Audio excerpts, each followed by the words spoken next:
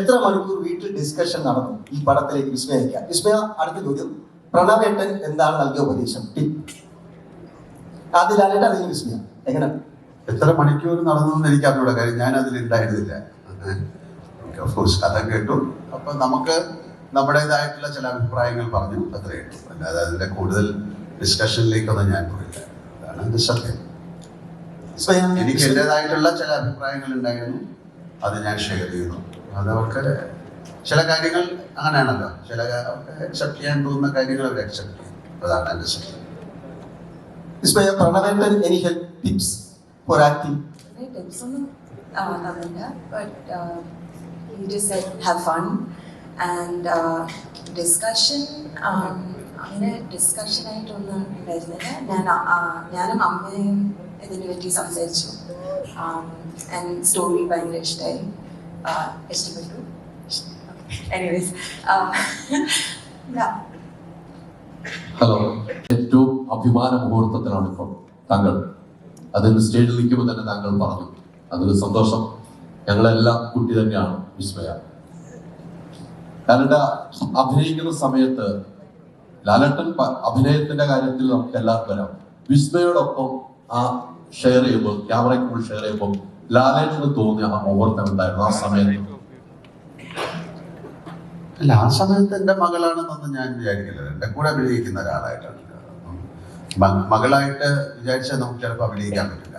എന്നാണ് ഞാനൊരു പെർഫോം ചെയ്യുന്ന സമയത്ത് അങ്ങനെ ഒരു ക്യാരക്ടറായിട്ടാണ്.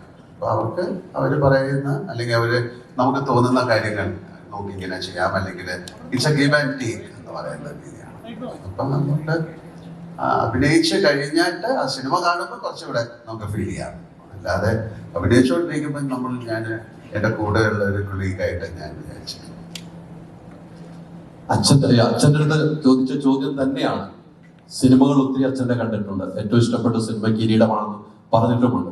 ഈ സിനിമയിൽ അച്ഛൻ്റെ മുന്നിൽ പോയി നിന്ന് ഒരു ഡയലോഗ് പറയുമ്പോൾ, ജൂഡ് പറഞ്ഞിരുന്ന ഡയലോഗ് പറയുമ്പോൾ എന്തായിരുന്നു ആ ഫീൽ?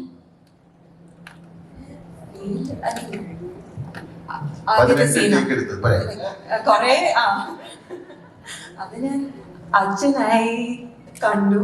അതുകൊണ്ട് ഞാൻ അവിടെ എത്തിയപ്പോ എല്ലാരും അച്ഛനെ കൂടെ ആക്ട് ചെയ്യാൻ പോവാണ്,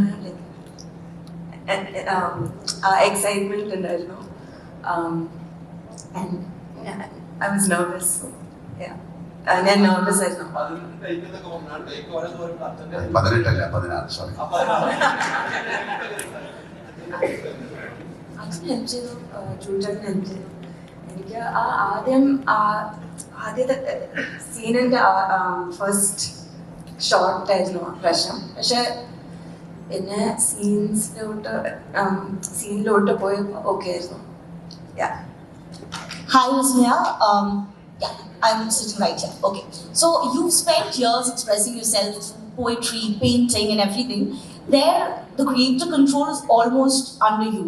But here, when it's acting, it's more of a collaborative process, and it's shaped by Jude's vision here. Is it difficult to let go of that control, emotional control, as an artist? So I would say that it's still the same kind of freedom. I wouldn't say that the freedom is any less with this process, because it's like, it's an art form, right? So you're still expressing in your own way. So it's not, yes, of course the director gives you his vision, but then it's your instrument, right? So you have to bring out your own creativity. Yeah. Thank you so much for the answer, sir. My question is to you. You've seen actors starting their journey through all these decades. As a father and as an actor, what do you think is the most important quality a co-actor, an experienced co-actor should have when he is with a person who's facing the camera for the first time? Basically, common sense. Seriously. Because we are not supposed to ridicule them, or we should not give any kind of confusion to them. So be with them, travel with them, and you can on the travel you can correct them, or you can learn so many things. So to me, acclimatization you need an acclimatization. They also need. So to be in that league and to be in our league, it's a beautiful process happening. So നമ്മുടെ co-actors-ന്റെ കൂടെ ഏറ്റവും രസകരമായിട്ട് make fun with them, be എന്താണ് ഒരു be in a state of happiness in exchange and make them comfortable. Same with the Maya. അപ്പോൾ മായ ഒരു sometimes we feel അയ്യോ ഈ കുട്ടി എന്താ ഇങ്ങനെ ചെയ്യണമെന്ന് ഇവരുത്തല്ല എല്ലാവർക്കും തോന്നാം, മറ്റവർക്കും തോന്നാം.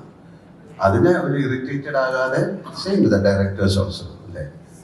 ചില ഡയറക്ടേഴ്സ് ഉണ്ട്, ചില ദേഷ്യപ്പെടുന്നവരുണ്ടാവും, പക്ഷേ that will reflect the confidence of the actor. അപ്പോൾ ഇതൊരു പ്രോസസ്സാണ്, ഇറ്റ്സ് എ ഹാബിറ്റ്, ഇത് ഒരു പ്രാക്ടീസാണ്. So like he said, first day പോലെ ആയിരുന്നില്ല മായ 10th ഡേ, പിന്നെ ലാസ്റ്റ് ഡേ ആണ്. So it's a process. So അതിന് യു നീഡ് ഇതൊരു സെൽഫായിട്ട് കണ്ടുപിടിക്കുക അങ്ങനെയൊക്കെ പറയണതൊക്കെ it's a more it can happen on the stage. This is something different.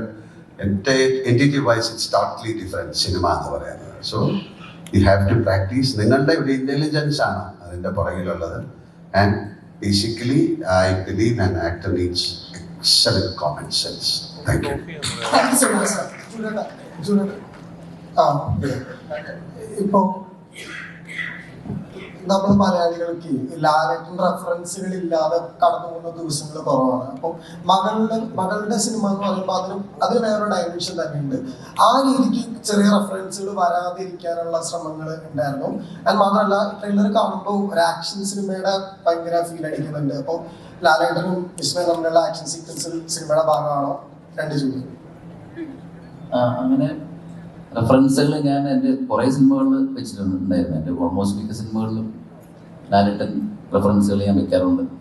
ഇതിൽ പക്ഷേ ലാലേട്ടൻ തന്നെ വന്നതുകൊണ്ട് പിന്നെ റെഫറൻസ് ഒന്നും വെക്കേണ്ടി വന്നില്ല. പിന്നെ ആക്ഷൻ മൂവി ആണെന്ന് ഞാൻ പറയുന്നില്ല, ആക്ഷൻ ഉണ്ട് പടത്തിൽ. ഇപ്പോൾ യൂഷ്വലി നമ്മൾ പണ്ടൊക്കെ ഞാൻ സിനിമ കാണുമ്പോൾ നമ്മളെല്ലാവരും സിനിമകൾ കാണുമ്പോൾ ടി വിയിൽ സംഘടനം ത്യാഗരാജനുണ്ടോ എന്ന് നോക്കും ആദ്യം പടം തുടങ്ങുന്നതിന് മുമ്പ്. അപ്പോഴായിരിക്കും ഒരു ഇൻട്രസ്റ്റ് പടം കാണാൻ. ഇന്ന പോലെ കൂട്ടിന്റെ പേര് പോലെ കുറച്ച് സംഘടന ഉണ്ട് ഈ പടത്തിൽ. പക്ഷെ ഇതൊരു ആക്ഷൻ മൂവി അല്ല, ആക്ഷൻ ഉണ്ട്. പുള്ളിക്ക് അറിയേണ്ട ഞാനും മായായിട്ട് ആക്ഷൻ ഉണ്ട്. ഇല്ലില്ല, അവർ വീട്ടിലുണ്ടോ ആക്ഷൻ ഉണ്ടോ അതുകൊണ്ട് പടത്തിൽ. അതായത് ലാൽ സാറിന്റെ ക്യാരക്ടറിനെ കുറിച്ച് പറയാൻ പറ്റാത്തതുകൊണ്ടാണ്, അല്ലെങ്കിൽ അതിന്റെ ഉത്തരം നിങ്ങൾക്ക് തരുമായിരുന്നു. ഈ മായയുടെ ആക്ഷൻ പോലും പടത്തിലുണ്ടോ എന്ന് ഞാൻ ഇപ്പോഴും കൺഫേം ചെയ്തില്ല. കാരണം ഞാൻ പറഞ്ഞത് ആക്ഷൻ പടമാണ്, പക്ഷെ അത് നിങ്ങൾ പ്രതീക്ഷിക്കുന്ന പോലെ മൊയ്ത്തായി പഠിച്ച എല്ലാവരെയും തിരിച്ചു മറിക്കുന്ന അങ്ങനെ ഒരു ക്യാരക്ടർ അല്ല പടത്തിൽ. വളരെ ശാന്ത സ്വഭാവികമായിട്ടുള്ള ഒരു കുട്ടിയാണ്. ഒരു അച്ഛനായിട്ട് അഭിനയിക്കുന്ന സായിച്ചേട്ടൻ്റെ ക്യാരക്ടറുണ്ട്, അവിടുത്തെ CA ആയിട്ട് ചെയ്യുന്ന മനോജ് ചേട്ടൻ്റെ ക്യാരക്ടറുണ്ട്. പിന്നെ ഒരു കാര്യം ഞാൻ പറയാം, വില്ലൻ കൊടൂര വില്ലനായ ബോബിച്ചേട്ടൻ പടത്തിലുണ്ട്. അത് ഉഗ്രൻ വില്ലനാണ്. പിന്നെ ആശിഷ് ഒരു ക്യാരക്ടർ റോളാണ് ചെയ്യുന്നത്. അനുചേട്ടൻ അറിയാലോ, നമ്മുടെ സ്വന്തം അനുചേട്ടൻ. ഞാൻ എപ്പോഴും നോക്കിയപ്പോൾ പെട്ടെന്ന് ഒരു ആർട്ടിസ്റ്റാണെന്ന് ചോദിച്ചോ. ഇത് എനിക്ക് ഏറ്റവും സന്തോഷമുള്ള കാര്യം എന്ന് പറഞ്ഞാൽ ഇവിടെ ഇരിക്കുന്ന ആർക്കും എന്താ പറയുക, എപ്പോൾ വിളിച്ചാലും സ്വന്തം ഒരു കുടുംബത്തിലൊരാളെ പോലെ വിളിക്കാവുന്ന ബന്ധമുണ്ട് ഈ സിനിമ കഴിഞ്ഞപ്പോൾ. ഈ പടത്തിൽ വർക്ക് ചെയ്ത ടെക്നീഷ്യൻസ് ആയാലും ആർട്ടിസ്റ്റ് ആയാലും എല്ലാവരും. അപ്പോൾ അത് അത്രയും എൻജോയ് ചെയ്ത് ഞങ്ങൾ ഈ സിനിമയാണ്. അതൊരു വലിയ സിനിമയൊന്നുമല്ല, എന്നാലും എല്ലാവർക്കും ഇഷ്ടമാവും. പിന്നെ ലാൽ സാറിൻ്റെ ക്യാരക്ടറും എല്ലാവർക്കും ഇഷ്ടമാവും. കാരണം ഞാൻ എൻ്റെ കയ്യിൽ ആദ്യമായിട്ട് കിട്ടിയതാണ്. അപ്പോൾ ഞാൻ കുറച്ച് ചെയ്തിട്ടുണ്ടെന്നാണ് എൻ്റെ വിശ്വാസം.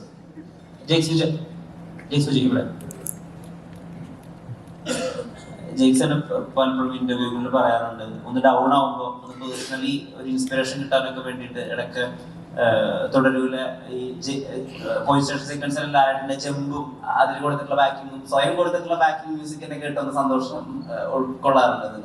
ഇപ്പം കുറച്ചും കൂടി വലിയൊരു സ്കെയിൽ കിട്ടിയിരിക്കുന്നു, കുറച്ച് റെസ്പോൺസിബിളും ആണ്. കാരണം ഒരു തുടക്കമുണ്ട്, അതുപോലെ തന്നെ അതിൽ ലാലേട്ടൻ പ്രസൻസും ഉണ്ട്. അപ്പോൾ ഈ തുടക്കത്തിന് വേണ്ടി സ്കോർ ചെയ്യുമ്പോൾ എന്താണ് ബേസിക്കലി മൈൻഡിൽ ഉണ്ടായിരുന്നത് ആസ് എ ഡിസൈനർ?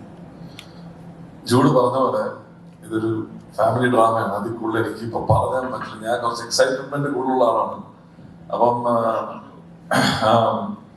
എനിക്ക് ലാലേട്ടൻ്റെ തുടർന്നുള്ള സീക്വൻസ് ശരിക്കും അന്ന് സ്കോർ ചെയ്യുന്ന സമയത്ത് ആ എനർജിയിൽ എക്സിക്യൂട്ട് ചെയ്തതിന്റെ ആ ഒരു വൈബ് തിയേറ്ററിൽ കിട്ടിയത് അത് ഇതുവരെ I don't think I repeated that. കാരണം അത്രയും ഇമ്പാക്ട് ഉണ്ടാക്കി. തുടക്കത്തിലെ സ്ക്രിപ്റ്റിൽ അനുയോജ്യമായ സ്കോർ തന്നെയാണ് കൊടുത്തത്. അപ്പൊ 7-ാം തീയതി കണ്ടിട്ട് പറയുക, അത്രയും പറയാൻ പറ്റും. ഇപ്പോൾ നേരത്തെ ഇദ്ദേഹം അച്ഛൻ ചോദിച്ചതുപോലെ നമുക്ക് ഒരുപാട് ലാലേട്ടൻ റെഫറൻസുകളുടെ സൗകര്യമുണ്ടല്ലോ ഇതിനകത്ത്. അല്ലെങ്കിൽ ഇപ്പോൾ ലാലേട്ടൻ കൊണ്ട് എന്താ മോനെ എന്ന് പറയിപ്പിക്കലോ അല്ലെങ്കിൽ ലൈൻ കട്ട് എന്ന് പറയിപ്പിക്കലോ, ഇതൊക്കെ നമ്മുടെ ഒരു ശൈലിയായി, ഭാഷാ ശൈലിയായി മാറിയിരുന്നു. അപ്പൊ ഇതൊക്കെ അവോയ്ഡ് ചെയ്യുക. അതായത് അത് പറഞ്ഞാൽ, അത് വിസ്മയ മോഹൻലാൽ പറഞ്ഞാൽ വലിയ തിയേറ്റർ മൊമെന്റ് ആണ്. അത് പറയിപ്പിക്കാതിരുന്നിട്ട് വേറെ ഒരു കാര്യം ആലോചിക്കുക, അത് എത്രമാത്രം ടഫായിരുന്നു. അല്ല, അങ്ങനെ ഒന്നും ചിന്തിക്കേണ്ട പരമ്പരയില്ലല്ലോ. കാരണം നമ്മളൊരു സിനിമയാണല്ലോ ചെയ്യുന്നത്, ഒരു ക്യാരക്ടറിനെ ബേസ് ചെയ്തിട്ടാണ് സിനിമ. ആ ക്യാരക്ടറും അതിന്റെ കൂടെ ഉള്ള ക്യാരക്ടേഴ്സ് വെച്ചിട്ടാണ് സിനിമ. ഞാൻ തമാശയ്ക്ക് ഒരു ദിവസം ലൊക്കേഷനുമായിട്ട് പറഞ്ഞു ഇങ്ങനെ തോളി ജെക്സ് നടക്കുമെന്ന് ചോദിച്ചു, വെറുതെ വീഡിയോ എടുക്കാനായിട്ട് എനിക്ക് പോസ്റ്റ് ചെയ്യാനായിരുന്നു. പക്ഷെ മായ സമ്മതിച്ചില്ല, അത് പറ്റില്ല എന്ന് പറഞ്ഞു. പിന്നെ ഏതൊരു ഒരു സീനിൽ ഞാനിങ്ങനെ ചോദിച്ചു, എന്താ മോനെ അങ്ങനെ എന്തോ, ചുമ്മാ തമാശ, അത് പടത്തിലൊന്നുമില്ല. കാരണം നമ്മൾ സിനിമ ഇപ്പോൾ ലാലേട്ടൻ റെഫറൻസുകൾ ഞാൻ യൂസ് ചെയ്തിരിക്കുന്ന പോലും സിനിമകളിൽ അത് വളരെ ബ്ലണ്ടായിട്ട് പോകുമ്പോഴാണ്, അല്ലാതെ ഒരു ഫോഴ്സ്ഡ് ആയിട്ട് നമ്മളൊരു സാധനം യൂസ് ചെയ്തിട്ടില്ല. ഈ സിനിമയിൽ അങ്ങനെ ഒരു ഏരിയ വന്നില്ല. അതൊരു അറിയില്ല. പിന്നെ ഞാൻ ഇങ്ങനെ മനഃപൂർവ്വം ഒരു സാധനം ചെയ്യാൻ ആലോചിക്കാറില്ല. സിനിമയുടെ എന്താണോ അതിൻ്റെ തിരക്കഥയിൽ എന്താണോ ആവശ്യപ്പെടുന്നത് അതിൻ്റെ കൂടെ യാത്ര ചെയ്യാനാണ് കൂടുതൽ ഇഷ്ടം. അനുജേട്ടാ ഇപ്പം ഒരു പ്രൊഡ്യൂസർ മാത്രമല്ല, ഒരു നടന്റെ അച്ഛനും കൂടിയാണ്. ഒരു നടന്റെ അച്ഛനും കൂടി ആയിട്ടാണ് ഇപ്പൊ ഇവിടെ ഇരിക്കുന്നത്. ഈ സിനിമയിലേക്ക് ജോക്കുനെ കൊണ്ടുവരണം അല്ലെങ്കിൽ ജോക്കു വരണം എന്ന് അനുചേട്ടനാണോ ഏറ്റവും കൂടുതൽ ആഗ്രഹിച്ചത്, അതോ ശാന്തി ചേച്ചിയായിരുന്നു ആഗ്രഹിച്ചത്? അല്ല, ഞങ്ങളങ്ങനെ ഒരു സിനിമാ നടനാകണമെന്നോ അല്ലെങ്കിൽ അങ്ങനെ ആകുമെന്നോ ഒന്നും വിചാരിച്ചിട്ടുള്ള യാത്രയല്ല. ഈ കഥ കേട്ടു, മായയുടെ ഒരു സിനിമയുടെ കഥയാണല്ലോ കേൾക്കുന്നത്. അപ്പൊ ആ കഥ കേൾക്കുന്ന സമയത്ത് നമുക്കതിലേക്ക് ഇന്നൊരു ക്യാരക്ടർ ചെയ്താൽ നല്ലതല്ലേ എന്നുള്ളൊരു ആശയം ഉണ്ടായി. അത് എല്ലാവർക്കും സ്വീകാര്യമായി അങ്ങനെ വന്നതാണ്. അല്ലാതെ അതിന് വേണ്ടിയിട്ട് തയ്യാറെടുപ്പും കാര്യങ്ങളൊന്നും ഉണ്ടായിരുന്നില്ല. സത്യത്തിൽ അങ്ങനെയൊന്നും ഉണ്ടായിരുന്നില്ല. അതാണ് ശരി. ശരിക്കും പ്രണവിന്റെ പടത്തില് ഒരു വേഷം ചെയ്യാൻ വേണ്ട ആഗ്രഹമാണ്. അത് 2-3 വർഷമായിട്ട് ഞങ്ങൾ സംസാരിച്ചുകൊണ്ടിരിക്കുന്നുണ്ട്. അത് എപ്പോഴെങ്കിലും നടക്കുമെന്ന് വിചാരിക്കും. നേരത്തെ പറഞ്ഞൊരു നടന്റെ അച്ഛനും കൂടെയാണ്. ഇനി മറ്റ് ഡേറ്റുകൾ കൊടുക്കാൻ, മറ്റ് ഡേറ്റുകൾ മറ്റുള്ളവർക്ക്. ഞാനിപ്പോ ജോലി ചെയ്യുന്ന സ്ഥലത്ത് തന്നെ അങ്ങ് പോകും. അവിടെ ഞാൻ വളരെ ഹാപ്പിയാണ്. Okay. Actor with a lot of talent. അപ്പോൾ ആ സമയത്ത് especially when you're acting with the co-star's daughter, internally നമ്മൾ അവരുടെ പെർഫോമൻസിനെ ഓവർ പവർ ചെയ്യാണ്ടിരിക്കാനുള്ള ഒരു ടെൻഡൻസി ഫോർ ലെജൻഡറി ആക്ടേഴ്സ് അങ്ങനെ ഉണ്ടാവാറുണ്ടോ? അങ്ങനെ ഉണ്ടാവാറുണ്ട്. കാരണം നമ്മൾ അഭിനയിക്കുന്ന ഒരു പടത്തിനകത്ത് നമ്മളെ വിളിക്കുന്ന ഒരു ക്യാരക്ടറിൽ അത് ഡിമാൻഡ് ചെയ്യുന്നതായിട്ടുള്ള കുറച്ച് കാര്യങ്ങളുണ്ട്. അതാണ് നമ്മൾ കൊടുക്കാൻ ഉദ്ദേശിക്കുന്നത്. അപ്പോൾ നമ്മൾ കൊടുക്കുമ്പോൾ നമ്മുടെ കൂടെയുള്ള കോ ആർട്ടിസ്റ്റിൻ്റെ അടുത്തും നമുക്ക് എന്താ പറയുക, സന്തോഷത്തോടുകൂടിയൊക്കെ അവർക്ക് പറയാൻ പറ്റും, ഇങ്ങനൊരു മൊമെന്റ് കൂടെ ഉണ്ടായിരുന്നെങ്കിൽ ഞാൻ ഇങ്ങനെ ഇട്ടാൽ അങ്ങനെ വന്നാൽ നന്നായിരിക്കുമോ എന്ന് ചോദിക്കാറുണ്ട്. അത് എല്ലാവരുടെ ഇല്ല. അത് ഇഷ്ടപ്പെടുകയും അതിനെപ്പറ്റി അറിയാൻ താല്പര്യം പ്രകടിപ്പിക്കുകയും ചെയ്യുന്ന ആൾക്കാരെ കാണുമ്പോൾ മനസ്സിലാകുന്നത് കൊണ്ട് അങ്ങനെയുള്ള ആൾക്കാർക്ക് മാത്രം നമ്മൾ ചെറിയ സജഷൻസ് പറയാറുണ്ടെന്ന് ചോദിച്ചാൽ വേറെ ഒന്നും ചെയ്യാറില്ല.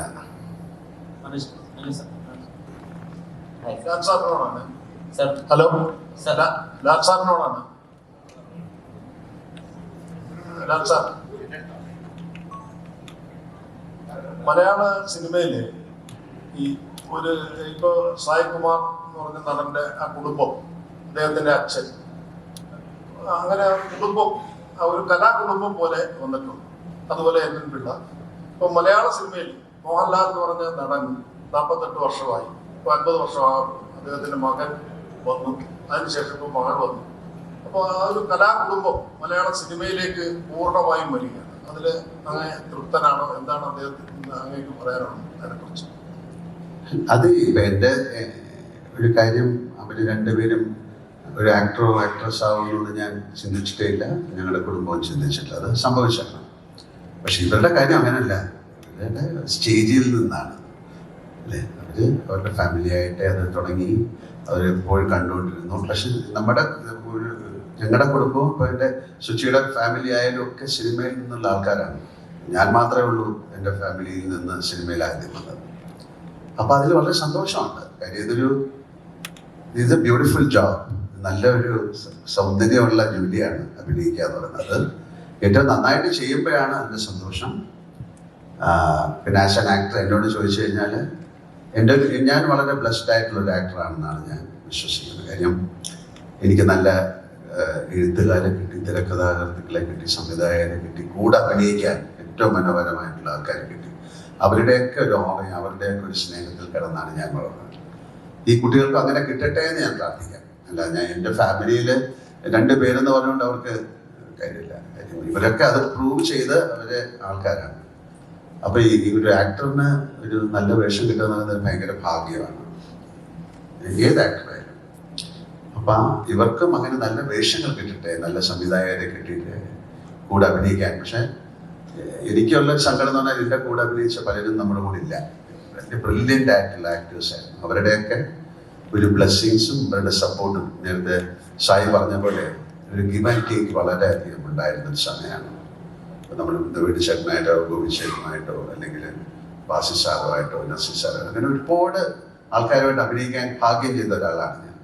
ശിവാജി ഗണേശനായാലും അമിതാഭ് ബച്ചനായാലോ നാഗേശ്വർ റാവ് സാറോ രാജ്കുമാർ സാറൊക്കെ ആയിട്ടുള്ള അവരൊരു ലെജൻഡറി ആക്ടേഴ്സിൻ്റെ ഒരു ബ്ലെസ്സിങ് ഞങ്ങൾക്ക് കിട്ടിയിട്ടുണ്ട്. അതുപോലെ ഇവർക്ക് കിട്ടാൻ സാധ്യത കുറവാണിപ്പോൾ. കാര്യം അവരൊക്കെ പോയി, എന്നാലും അവരെയൊക്കെ സ്മരിച്ചുകൊണ്ട് അവർ മുന്നോട്ട് പോയി കഴിഞ്ഞാൽ they are also blessed. അവർക്ക് അതിനുള്ള ഭാഗ്യം ഉണ്ടാകട്ടെ എന്ന് പ്രാർത്ഥിക്കാം. അത്രയേ ഉള്ളൂ. ഇപ്പോൾ മനോജ് സാർ പണ്ട് എല്ലാവരും സാഗറിലിസ്റ്റാക്കുന്ന സമയത്ത് ഒരു ഭക്ഷണത്തിനോട് എങ്ങനെയാണ് ബഹുമാനം കാണിക്കുന്നതെന്ന് പറഞ്ഞൊരു ക്ലിപ്പ് ഭയങ്കര വൈറലായിരുന്നു. അതിനോട് എങ്ങനെയാണ് ആദരവപൂർവ്വം പെരുമാറേണ്ടത് ഭക്ഷണത്തിനെ പറ്റിയത്. അപ്പം അതെല്ലാവരും എന്നുള്ള മനുഷ്യൻ ബേസിക് ആയിട്ടൊരു ഫുഡിനോട് എത്രമാത്രം ബഹുമാനം കാണിക്കുന്നു എന്നാണ് നമുക്ക് മനസ്സിലായത്. ഇപ്പോ മകൾക്ക് ആ രീതിയിൽ ഒരു മനുഷ്യൻ എന്നുള്ള രീതിയിൽ കുറച്ചു നേരം ട്രാവൽ ചെയ്തു എത്രമാത്രം അങ്ങനെയുള്ള ക്വാളിറ്റീസ് ഉണ്ട്. അതുപോലെ ആസ് എൻ ആക്ടർ ലാലേട്ടനെ പറ്റി എല്ലാവരും പറയുന്നത് പ്രതീക്ഷിക്കാത്ത റിയാക്ഷൻസ്, ഏറ്റവും നാച്ചുറൽ ആയ റിയാക്ഷൻസ് എന്നൊക്കെയാണല്ലോ.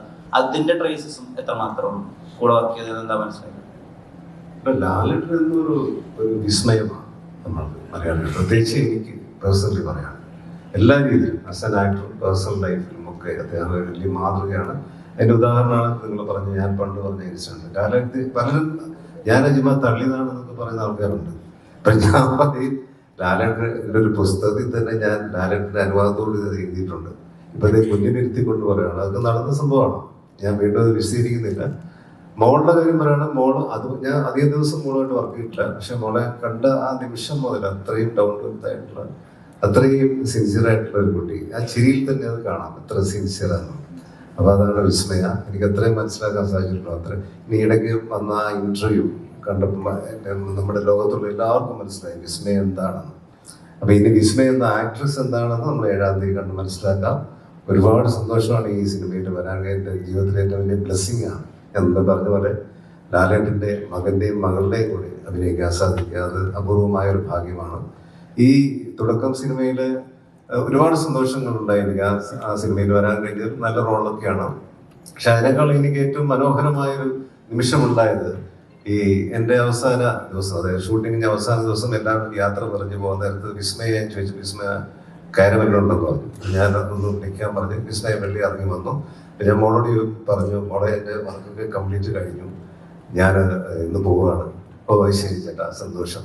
ഞാൻ പറഞ്ഞു മോളുടെ അച്ഛൻ്റെ സിനിമയിൽ നാളെ രാവിലെ ഞാൻ ജോയിൻ ചെയ്യുന്നു. പറഞ്ഞു പിറ്റേ ദിവസം രാവിലെ ലാലേട്ടനോട് ഞാൻ അതിമനോഹരത്തിൽ അഭിനയിക്കാൻ പോകണം. അതൊരു വല്ലാത്ത മൊമെൻ്റാണ്. മകളുടെ സിനിമയിൽ നിന്ന് അച്ഛൻ്റെ സിനിമയിലേക്ക്. ഇനി ചിലപ്പോൾ ഒരു അതിമോഹമാണ് മോനെ ദിനേശ് എന്ന് ലാലേട്ടൻ പറയരുത്. ഇനി ലാലേട്ടൻ്റെ സിനിമയിൽ നിന്ന് ഞാൻ അവസാനം പറയും, ലാലേട്ടൻ ഞാൻ വിസ്മയുടെ പടത്തിലേക്ക് നാളെ രാവിലെ ജോയിൻ ചെയ്യണം എന്ന് പറയുന്ന ഒരു സമയം ഉണ്ടാവേണ്ടി എന്ന് പ്രാർത്ഥിക്കുന്നത് എൻ്റെ ഏറ്റവും ജീവിതത്തിലെ ഏറ്റവും വലിയ ഭാഗ്യമാണ്, സന്തോഷമാണ്. തുടക്കത്തിന് എല്ലാവിധ ആശംസകളും ദൈവം അനുഗ്രഹിക്കട്ടെ. All the best. ജോക്കുട്ട, ഇവിടെ തുടങ്ങുകയാണ്. 7-ാം തീയതി നമ്മൾ വെയിറ്റ് ചെയ്യുകയാണ്. പക്ഷേ ഈ സിനിമയ്ക്ക് വേണ്ടിയുള്ള തയ്യാറെടുപ്പുണ്ടായിരുന്നു. എനിക്ക് തോന്നുന്നു കുറേ തയ്യാറെടുപ്പ് നടത്തിയിട്ടുണ്ടാവും. ഒരേ ഷോട്ടുകൾ എടുക്കാൻ പോകും. ലാലേട്ടൻ എന്ന് നിങ്ങൾ കാണുന്നതാണ്. കുടുംബത്തിലുള്ള ആളാണ്. ലാലേട്ടൻ്റെ കൂടെ സ്ക്രീൻ ഷെയർ ചെയ്യുമ്പോഴും വിസ്മയുടെ കൂടെ സ്ക്രീൻ ഷെയർ ചെയ്യുമ്പോൾ അച്ഛനും അമ്മയൊക്കെ അവിടെ ഉണ്ടാവും. അച്ഛനും അമ്മയും അവിടെ ഉണ്ട്, ലൊക്കേഷനുണ്ട്. അഭിനയം കഴിഞ്ഞ് വരുമ്പോൾ അച്ഛനും അമ്മയൊക്കെ എന്തൊക്കെ പറയാറുണ്ട്?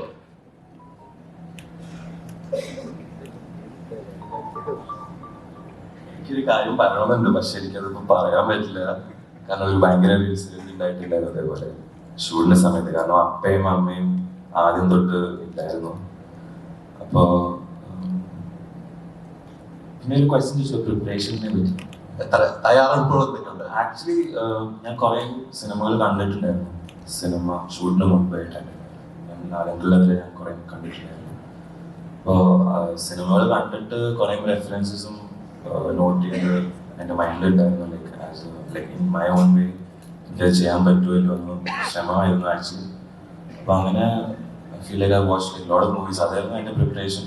പിന്നെ ഓബിയസ്ലി ജൂഡൻ ഭയങ്കര അടിപൊളിയായിട്ട് എക്സ്പ്ലെയിൻ ചെയ്ത് പറ്റിയിരുന്നു. അത് I feel like it's a very big blessing for me. കാരണം ഓരോ സീനും എന്നെ ഹെൽപ്പ് ചെയ്തിട്ടുണ്ടായിരുന്നു അത്രയും point out, like because I feel like is a professionalist. അപ്പോൾ കിട്ടുന്നത് വരെ ഈ കീപ്സ് ട്രൈങ്. സോ എനിക്ക് ഭയങ്കരമായിട്ട് എക്സ്പ്ലെയിൻ ചെയ്ത് തന്നു. ആൻഡ് ഈവൻ സായികുമാർക്ക് കുറേ എക്സസൈസസ് ഈവൻ കണ്ണിനെ പറ്റി കുറേ എനിക്ക് പറഞ്ഞു തന്നിട്ടുണ്ടായി. അപ്പോൾ എനിക്ക് ഈ ഒരു ടീം കിട്ടിയത് തന്നെയാണ് ആക്ച്വലി വെരി ലക്കി. ബിക്കോസ് അല്ലെങ്കിൽ I don't think I would be able to do what I did. But അതായിരുന്നു എൻ്റെ ഒരു process and journey of this whole shoot. Yeah, so my question is also directed to you. So debuts often come with a lot of nervousness, but in your case there's a surname, there's too much of expectations, likewise. But is that something that you have to, that helps you creatively, or is it something that you have to constantly unlearn during filmmaking? The whole side of expectations and everything? Not really, because I think my whole life in film. അപ്പോൾ ഞാൻ കുഞ്ഞിലെ തൊട്ട് സെറ്റ്സിൽ പോയിട്ടുണ്ടായിരുന്നു, ഷൂട്ടിങ്ങിലായാലും. അപ്പോൾ ഞാൻ കുറേ കണ്ട് observe ചെയ്ത് പഠിക്കുന്ന ടൈപ്പ് ആളാണ്. So I feel like I didn't have that pressure, but obviously there was the nervousness. Beginning ഒരു 2-3 ടേക്സ് ഞാൻ ഓബിയസ്ലി ഭയങ്കര പ്രഷറായിരുന്നു. പക്ഷേ എനിക്ക് തോന്നുന്നു ഞാൻ പറഞ്ഞ പോലെ എൻ്റെ കൂടെ ഉണ്ടായ എല്ലാവരും വാസ് അത്രയും welcoming and was very sweet. ജൂഡേട്ടൻ ഉണ്ടായിരുന്നു, പിന്നെ ജോമോൻ ചേട്ടൻ ഈസ് നോട്ട് ഹിയർ, പക്ഷേ റിയലി ഹെൽപ്പ് മീ. അഖിലേട്ടനും ഭയങ്കരമായിട്ട് ഞാൻ ക്യാമറയുടെ അടുത്ത് ഞാൻ ഏറ്റവും ക്ലോസ് ആയിട്ട് ഇരിക്കുന്നവർ കുറേ കാര്യങ്ങൾ എനിക്ക് എക്സ്പ്ലെയിൻ ചെയ്ത് തന്നു. സോ ആ ഒരു കംഫർട്ട്നെസ് കിട്ടിയോടെ I think I was able to go with the flow and they were happy with it. So that's was also my happiness. ഡയറക്ടറോട് കുറെ ട്രാവൽ ചെയ്തിട്ടുള്ള ആളാണ്, ട്രാവൽ ചെയ്തിട്ടുണ്ട്. ഇസ്മയോടുള്ള സിനിമ ട്രാവൽ ശരിക്കും എങ്ങനെയാണ് സംഭവിക്കുന്നത്? ഞാൻ പറഞ്ഞില്ലേ, അത് എൻ്റെ വലിയ ഭാഗ്യമായി ഞാൻ കരുതുന്നു. ഞാൻ ഒരിക്കലും ഞാനിങ്ങനെ ഒരു സിനിമയിൽ അഭിനയിക്കുന്ന ഒരാളാവുന്നോ അല്ല സിനിമയിൽ അഭിനയിക്കാൻ വരുമെന്നൊന്നും ഞാൻ ചിന്തിച്ചിട്ടുള്ള ആളല്ല. അതിന് മുമ്പുള്ള പരിചയമാണ് എല്ലാവരും ഇരിക്കുന്ന പല ആൾക്കാരുമായിട്ടും ഞാൻ സിനിമയിൽ അഭിനയിക്കുന്നതിന് മുമ്പുള്ള ബന്ധങ്ങളാണ്. പക്ഷെ എന്നെ സംബന്ധിച്ച് ഞാൻ പറഞ്ഞ എനിക്ക് ഇപ്പം ഈ സംഭവിക്കുന്നത് പോലും അൺബിലീവബിളാണ്. ഞാൻ ഇവരുടെ ഒപ്പം ഈ ഒരു വേദിയിൽ ഇങ്ങനെ ഒരു പ്രസ് മീറ്റ് ഇരിക്കാൻ പറ്റുന്നതിനെ എല്ലാം ഒരു ഭാഗ്യമാണ്. തുടക്കമെന്ന സിനിമ ഞാൻ പറഞ്ഞില്ലേ, ഈ 2 കുട്ടികളിലും എനിക്ക് ഭയങ്കര പ്രിയപ്പെട്ടവരാണ് ജോഗുവും നായകുട്ടിയും. അപ്പോൾ അവരുടെ ഒപ്പം പെർഫോം ചെയ്യാനും അത് it's A blessing. Hi Ismaya. Hope you're doing well and welcome to Malayalam film industry. Thank you. So I just want to ask you something. When we are looking into the poster of our movie, we could see some huge names actually. With Jude Anthony Joseph, we could see Yannick Bender, Stan Silva, and if we are looking into DOP, Akhil George, John, other than that, our own James Joy, everyone. So first ever movie, we are getting the chance to work with them. That is something very huge, which is very happiest part of the main journey. So how do you feel? I think so grateful that this can be my start, and obviously that's only because of my dad, right? But the chance to work with everyone here, and they were so patient and so incredibly I'm a beginner, but the fact that they were patient with me, that As I just asked a follow-up question in that, as you are a beginner, and we know that our Malayalam film industry is still now going through a remarkable phase actually. So in this remarkable phase, we could see newcomers, freshers are getting enough chance. Day by day, we could see they are scoring hundreds in box office, those things and all. At this momentum, you are getting a chance to be in this industry as Todakam. So how do you feel that opportunity as well? Again, just grateful. There were so many moments that I'm in the set and I'm looking around and I'm like, wow. Yeah. Sure. Thank you. Yeah. Vismaya. Sorry. വിസ്മയ, നമ്മളിപ്പോൾ ലാലേട്ടൻ കേൾക്കുമ്പോൾ മീശ പിരി, മുണ്ടു മടക്കുത്തി, കാല് അടിച്ചിട്ടുള്ള അടിയൊക്കെ. അപ്പം വിസ്മയ വരുന്നു, അപ്പൊ action movie ആണെന്ന് എനിക്ക് തോന്നുന്നു. കാല് പൊക്കിയിട്ടുള്ള അടിയൊക്കെ കാണാൻ പറ്റുമോ ലാലേട്ടനെ പോലെ തന്നെ? അതിപ്പോ പറയാൻ പറ്റില്ല. ഉണ്ടോ, ആക്ഷൻ ഉണ്ടോ? അത് സിനിമ കണ്ടിട്ട് ഇപ്പൊ ഒന്നും പറയാൻ പറ്റില്ല. ലാലേട്ട എങ്ങനെയാണ് നമ്മുടെ ഇത്രയും കാര്യം പൊക്കുന്നില്ല.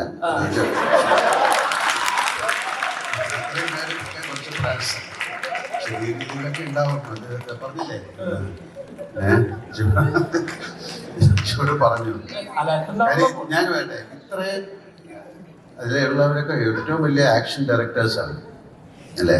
സ്റ്റൺസില്ല ഇതിന്റെ പേര് യാനിക് പെൻ, ആ പേര് തന്നെ എനിക്ക് പറയാൻ പറ്റുന്നില്ല. അപ്പം അത്യാവശ്യം ചെറിയ ചായയും കടിയൊക്കെ ഉണ്ടാകും.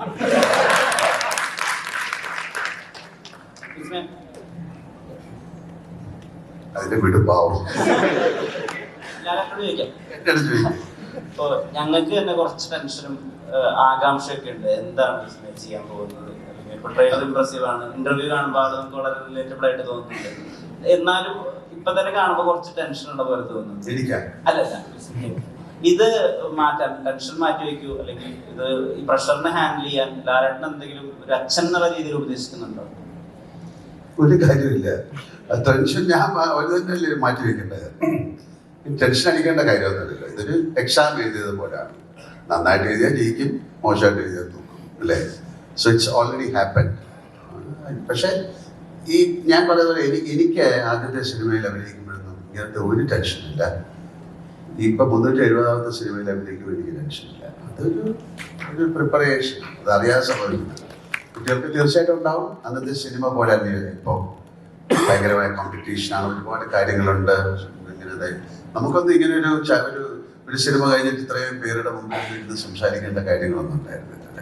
നമുക്ക് ഒരുപാട് സ്വാതന്ത്ര്യങ്ങളുണ്ടായിരുന്നു. ഇത് സ്വാതന്ത്ര്യം ഇല്ലായ്മ എന്നല്ല പറയുന്നത്. സോ അവരുടെ ലൈഫിനെ കുറിച്ച് കുറച്ചുകൂടെ ടോളറൻസ് ലെവൽ കൂടുതലായിരുന്നു ഞങ്ങൾക്ക്. ഇപ്പോഴും ഇവർക്ക് ആ ടോളറൻസ് ലെവൽ ഉണ്ടാക്കിയെടുക്കണം അല്ലേ? ഇതൊരു പ്രത്യേക ഫീൽഡാണ് സിനിമ ഇൻഡസ്ട്രി എന്ന് പറയുന്നത്. ഒരു സക്സസിനെ നമ്മൾ അപ്രോച്ച് ചെയ്യുന്ന പോലെ തന്നെ ഫെയിലിയറിനെയും അപ്രോച്ച് ചെയ്യാൻ പഠിക്കണം. ഇതിൽ മാത്രമല്ല, ജീവിതത്തിൽ മുഴുവൻ. അപ്പം അതുകൊണ്ട് അവരുടെ ടെൻഷനിലേക്ക് നമ്മൾ പോയിട്ട് ഈ ടെൻഷൻ അടിക്കുക അത് വീണ്ടും ടെൻഷനാവില്ലേ?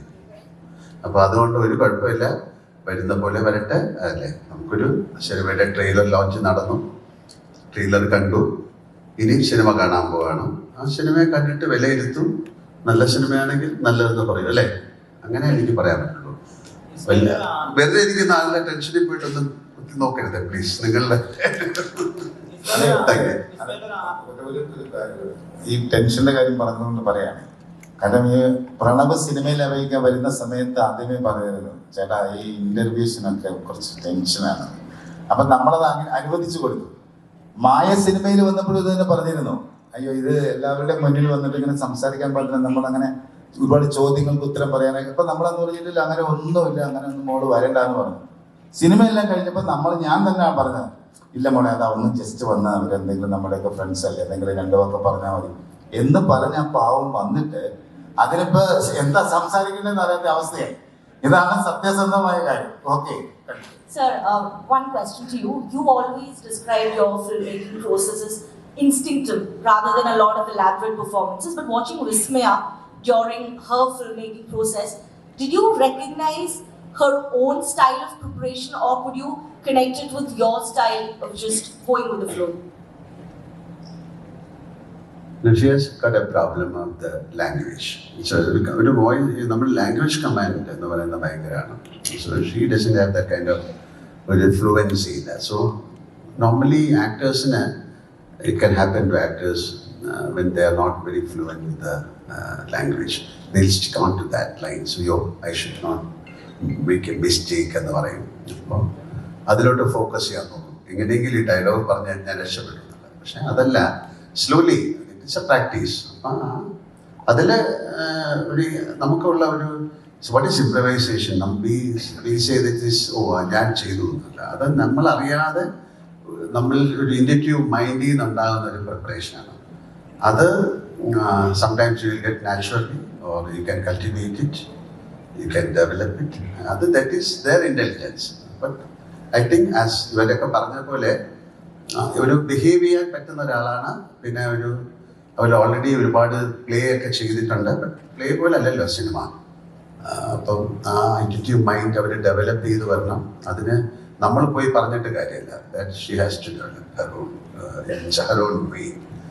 അതൊരു ഇറ്റ്സ് എ പ്രോസസ്. അത് സ്ലോലി ഐ തിങ്ക് ഒരു കുറച്ച് ബ്രില്യൻ്റ് ആയിട്ടുള്ള ആൾക്കാർ അവരുടെ association watching movies they can cultivate and they can bring out. അത് അതിന് സാധിക്കട്ടെ എന്ന് നമുക്ക് പ്രാർത്ഥിക്കാം. എനിക്ക് തോന്നുന്നത് മനപ്പോരെ Last question. ആ ചോദിച്ചോളൂ. Sir, അല്ല എൻ്റെ അടുത്ത് പോരാന്ന് ഞാൻ ചോദിച്ചു.